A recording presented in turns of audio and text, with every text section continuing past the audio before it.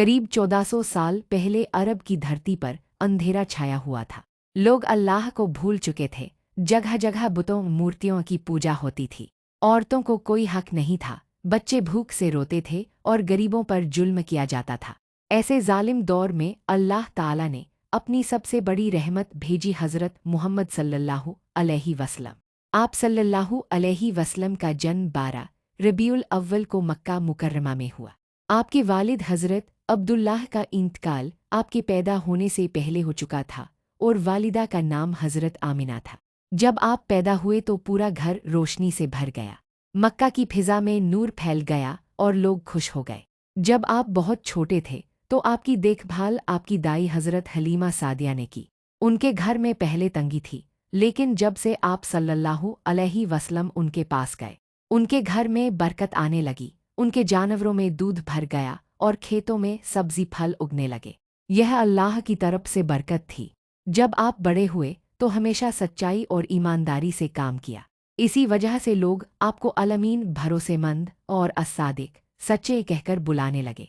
आप कभी झूठ नहीं बोलते थे, कभी धोखा नहीं देते थे और हमेशा गरीबों की मदद करते थे।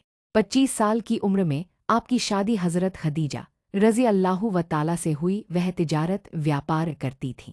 उन्होंने आपकी ईमानदारी और नेकदिलपन देखकर खुद आपसे निकाह किया।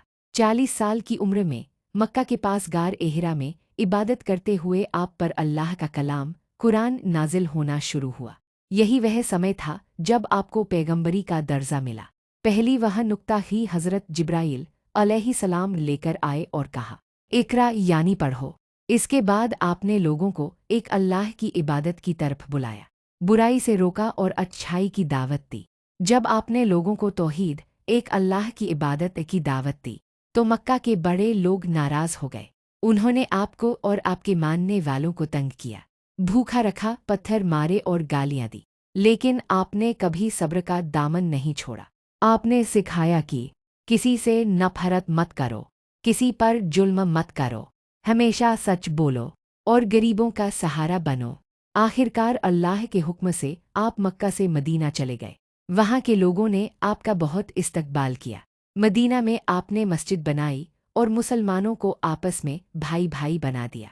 आप सल्लल्लाहु अलैहि वसल्लम ने आखिरी खुतबा हुज्जतुल विदा में कहा, सभी इंसान बराबर हैं, चाहे अमीर हो या गरीब, गोरे हो या काले। औरतों के हक का ख्याल रखो, नमाज कायम करो, रोज़ा रखो और ज़कात दो, और सबसे बढ़कर एक दूसरे से मोहब्बत करो। ईद मिलादुन्नबी का मतलब सिर्फ जुलूस निकालना या खुशियाँ मनाना नहीं है।